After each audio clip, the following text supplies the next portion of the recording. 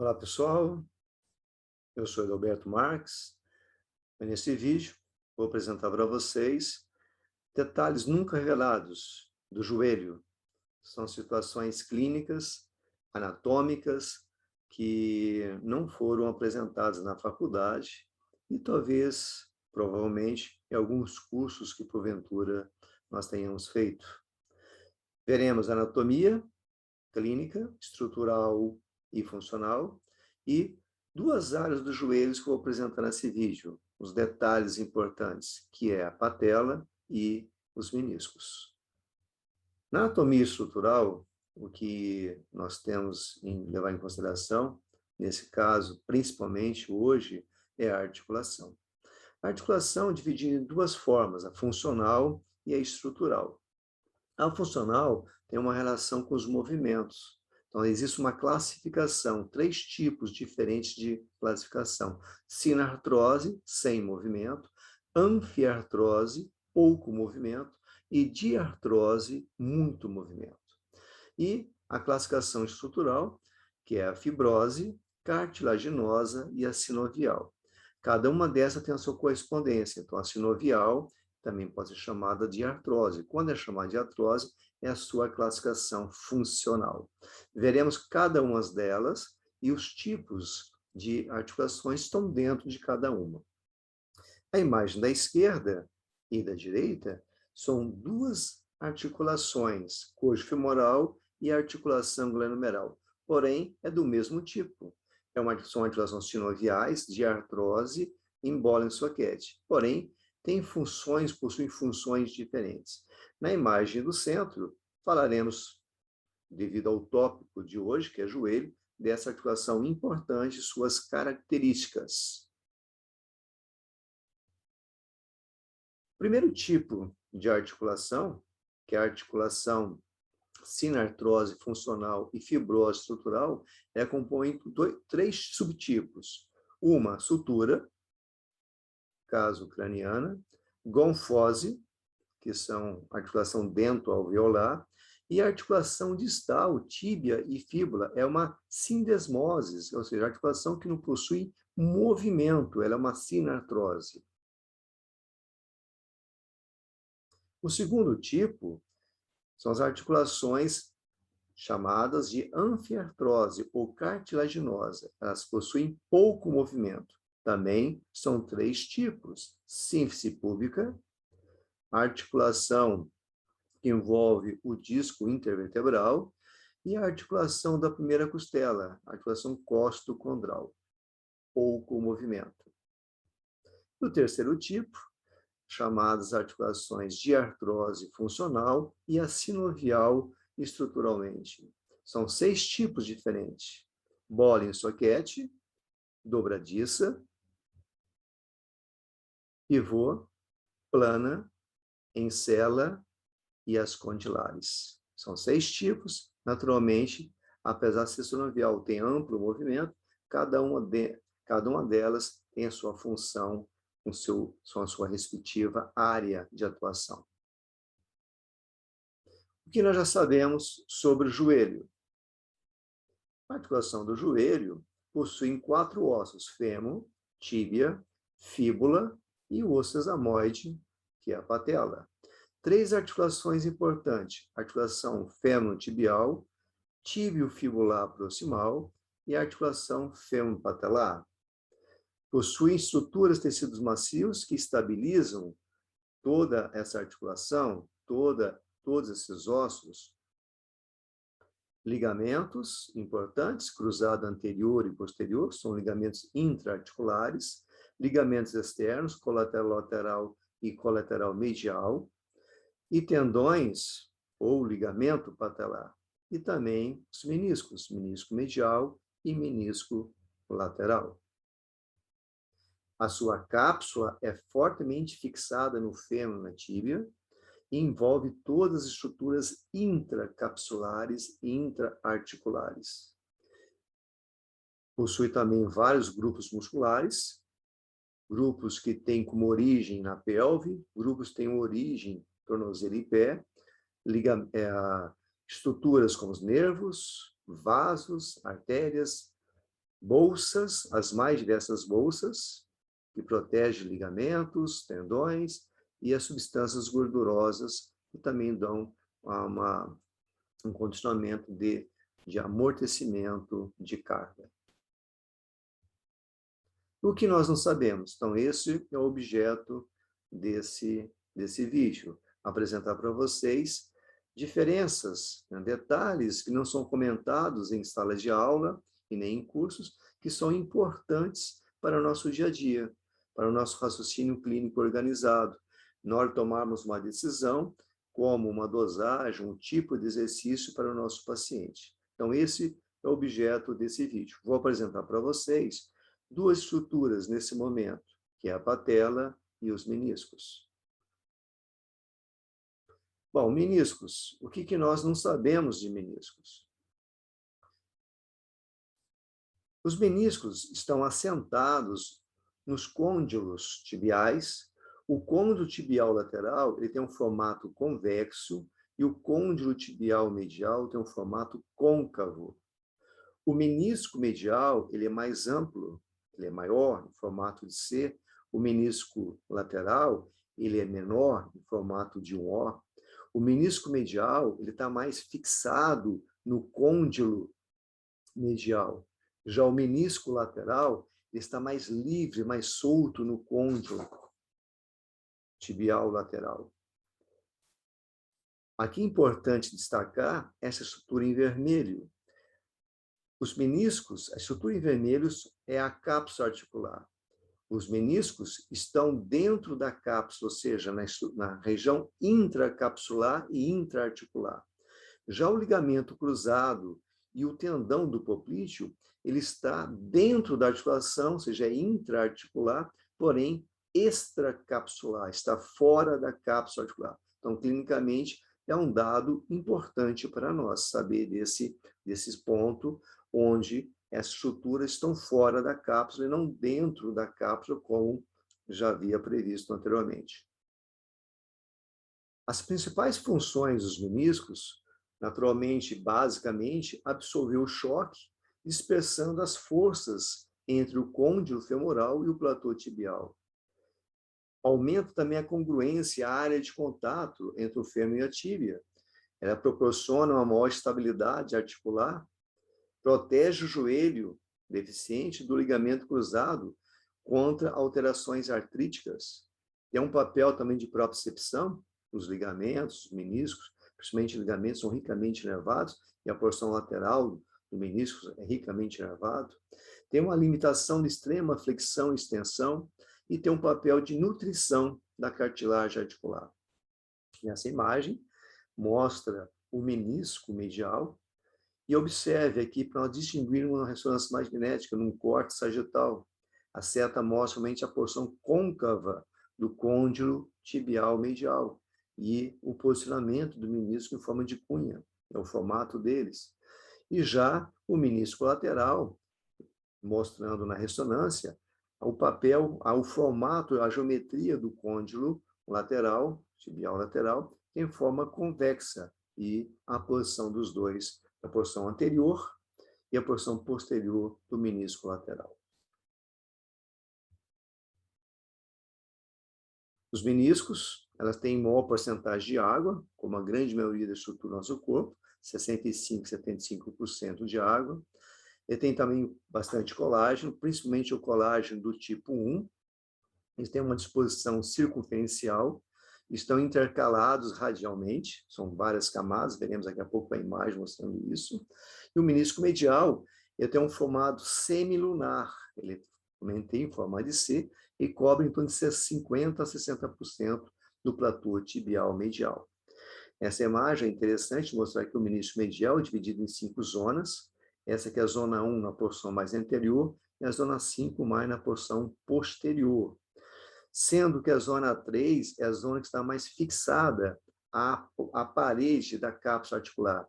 E a zona 4 é a zona posterior do corno medial, do corno posterior do menisco medial, e ele é a área de maior índice de lesão, monolesão, porque ela está pouco fixada à região da cápsula. Então, a zona 3, comentei com vocês, a zona 3 tem essa parte do menisco medial, forma de cunha, ao nível do ligamento colateral medial, seta em branca. Então, toda essa parte do menisco está ligada à cápsula articular. Ela é identificada, no estudo, como uma camada profunda do ligamento colateral medial, ou como um reforço da cápsula articular. Observe a composição da zona 3, a parte mais medial. A zona 4 é a mais posterior do menisco medial. A borda superior do menisco medial não se liga à cápsula articular. O menisco está aqui, ó. Não se liga à cápsula articular, menisco medial. Não está ligando à cápsula articular. Por outro lado, a parte inferior está fixada à tíbia, dando através do ligamento coronário. A zona 4 é a parte muito especial desse menisco medial, por ser a área mais frequentemente lesionada, conforme já mencionei. Essa imagem mostrando o menisco medial, menisco lateral.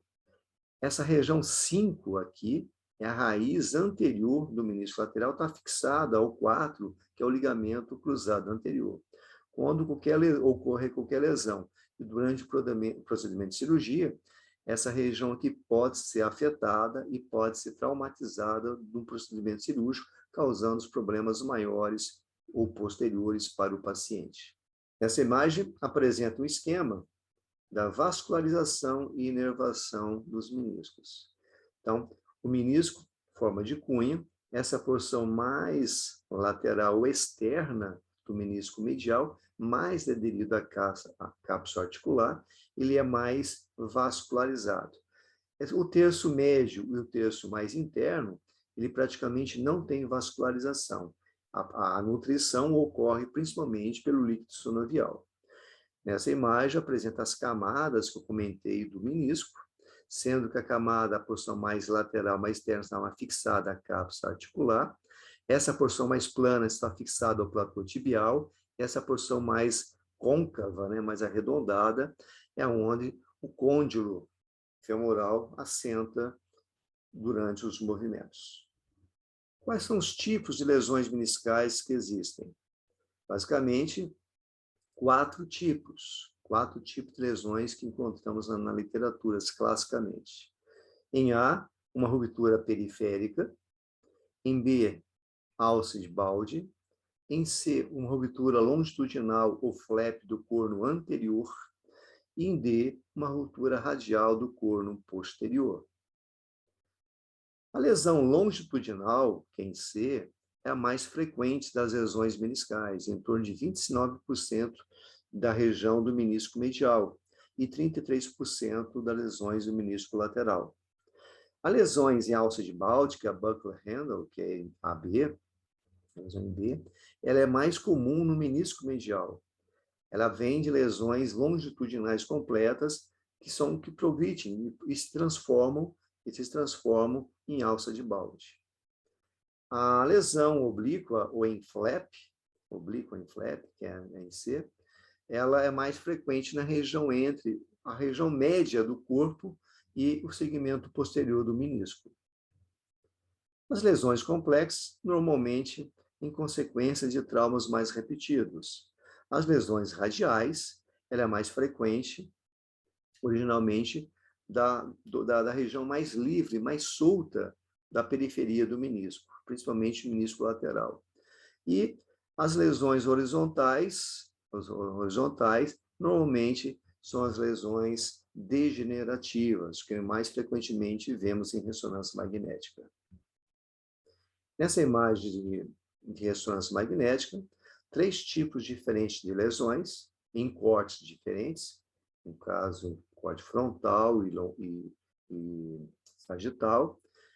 Nessa primeira imagem, as setas amarelas mostram uma lesão em ruptura alça de balde do menisco medial. A imagem do centro, a seta vermelha, uma lesão em ruptura horizontal do menisco lateral. E, nessa imagem, a seta azul mostrando uma ruptura total, completa, do menisco medial, ruptura horizontal completa. E, para terminarmos essa parte de menisco, o mais importante clinicamente para nós agora é saber mecanismos lesonais. Nos mecanismos lesonais, podemos ter uma ideia de quais estruturas estão envolvidas nesse contexto da lesão. São 4 tipos básicos que encontramos na literatura. Em A, uma força para dentro, onde existe um estiramento, uma lesão do ligamento colateral medial. Uma força em B, uma força de dentro para fora, onde tem uma lesão do ligamento colateral lateral. Em C, existe uma rotação violenta com o pé fixado no solo, uma rotação violenta com o pé fixado no solo. Dessa forma, estruturas internas no centro do joelho estarão lesão, principalmente ligamento cruzado anterior. E, ainda D, uma lesão de hiperextensão, onde existe estiramento dos ligamentos, não importa qual, de cápsula articular, principalmente posterior, e dos ligamentos cruzado anterior e posterior, principalmente. Quando existe uma integridade do ligamento cruzado anterior, nos movimentos de flexão, por exemplo, existe um deslizamento anterior da tíbia e o menisco tende a deslocar posteriormente, acomodando, estabilizando o côndilo femoral, nesse caso medial. Quando há uma ruptura, existe uma instabilidade e, com isso, um deslocamento maior, como fosse um cisalhamento, levando a lesões, rupturas parcial total do menisco medial.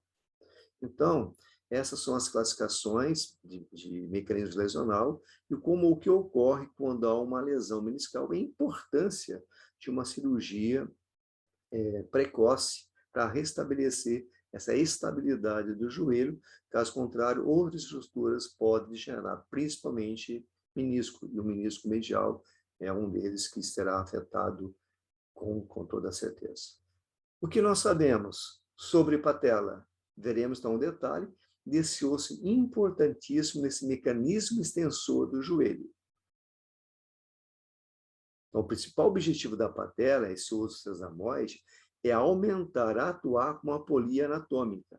Ele altera as linhas de força ou de tração, aumentando a alavanca de força do grupo muscular quadríceps. Sem a patela, a musculatura do grupo extensor ou do quadríceps perde em torno de 20% da sua força na articulação do joelho. Para alguns autores, chega em torno de 40% a 60%. A patela, anatomicamente, possui facetas, ou superfícies que fazem contato com o côndilo femoral. Na verdade, existem 7 tipos de facetas, 7 facetas diferentes. Existem 2 superiores, 2 mediais, 2 inferiores e uma faceta ímpar, que é chamada OD, na porção medial da patela. Então, qual região da patela que faz contato com o fêmur em ângulos de flexão e extensão? Então, a visão aqui lateral e medial, polo superior da patela, polo inferior da patela, a 20 graus, o contato é maior lateral do que medial no polo inferior. Em torno de 45 graus é o centro da patela, ainda continua tendo contato maior a porção lateral da patela. E a 90 graus de flexão, já existe uma distribuição mais equilibrada, porém, o contato no polo superior. E a 135 graus, nós temos um contato maior no bordo lateral da patela, de médio para superior, e menos no bordo medial da patela. Existe uma classificação chamada classificação de Weinberg, são 3 tipos. Essa classificação envolve o tamanho, a proporção do tamanho da patela. Para nós, assim, não tem uma importância clínica relevante, porque isso aí a pessoa já nasce dessa forma, né? E a estrutura já está formada. Então, atribuir um tipo dessa patela, ou o paciente tem uma patela magna, ou uma patela parva, ou uma patela em forma de disco voador, ou semilua, como seja a causa do problema maior dela, é meio inconsistente, porque dependendo da idade da pessoa, começa a ter problemas com 20, 30 anos de idade. Essa patela tem uma formação desde, né, todo o desenvolvimento ósseo, e atribuir a isso é um pouco complicado. De qualquer forma, é importante sabermos disso, porque pode ser apresentado no raio-x. Isso aí é normal para algumas pessoas. A faceta patelar também, aqui os contatos, em cada área com relação ao fêmur. Em 0 grau, existe um contato do polo inferior na porção mais superior do região intercondilar, femoral. A 45 graus, a porção média da patela estará já no polo mais superior médio. E no bordo superior, ou polo superior da patela, um contato mais inferior dos côndilos no sulco intercondilar. Aqui mostrando, de acordo com movimentos de flexão e extensão, na verdade, o formato da patela é a mesma, o que muda é apenas o quê? O sulco intercondilar ele fica mais plano, ou mais reto, ou menos profundo e mais profundo, de acordo com o movimento de flexão e extensão. Nesse caso aqui, uma posição de maior flexão, claro, ele fica mais adequado, mais ajustado, mais estabilizado. E um processo de mais extensão de joelho, ele tende a ficar mais raso, né? A patela fica mais livre, mais solta na máxima extensão. E aqui o importante para nós desse estudo de relembrarmos a patela. Isso que vai ser importante no nosso dia a dia, principalmente naqueles momentos de nós selecionarmos técnicas, exercícios para o nosso paciente. Porque, de acordo com o tipo de exercício, o grau de força imposta no joelho vai ser muito grande. E devemos tomar cuidado de acordo com a evolução do nosso paciente. Essa tabela mostra, vou mostrar as duas extremidades, nessa situação de 25 BW, que seria body weight, o peso corporal, 25 vezes o peso corporal, ou 20 vezes corporal, em atividades. Ó. Quando faz levantamento de peso, quando o joelho está a 90 graus, existe uma força femopatelar 25 vezes o peso corporal ali. E já um paciente fazendo saltos, 20 vezes o peso corporal. Aqui não tem a questão do ângulo, mas a força muito intensa. Uma pessoa de 70 quilos, 20 vezes, 1.400 quilos pontualmente ali no joelho. Então, o cuidado que devemos ter em certos momentos, em certos estágios na evolução da recuperação do paciente. Passou um pós-operatório, o paciente está vindo de um problema, de uma dor, de uma síndrome patelar e assim por diante. O que tem menos pressão é a situação da caminhada. Então, na marcha, né, em torno de 99 graus de flexão de joelho, nós temos basicamente a metade do peso corporal. E o exercício de levantamento da perna esticada, straight leg rising, em 0 grau, máxima extensão de joelho, nós temos em torno também de 0,5. Subir e descer escadas, o joelho em torno de 60 graus, a carga é 3,3. E o agachamento, que a gente vê muitas pessoas agachando no dia a dia, máxima flexão de joelho em torno de 120 graus, 7,6 o peso corporal. Então, essa é a ideia, usarmos essa tabela justamente para facilitar a dosagem de exercício do nosso paciente de acordo com o estágio de evolução durante esse processo de reabilitação. E assim, nós vamos indicar exercício com maior segurança para o nosso paciente. E, pessoal, assim concluímos esse vídeo. Vimos 3 pontos importantes. Articulações, tipos de articulações, estrutural e funcional. Vimos o papel dos meniscos, os tipos de meniscos, qual é a função deles e as lesões meniscais que nós encontramos, a importância de sabermos isso. E vimos também o papel da patela, a sua importância e a sua clínica, principalmente quando devemos distribuir ou prescrever exercícios para o nosso paciente nos estágios de evolução de pós-operatórios ou qualquer sintoma que o paciente venha para nós.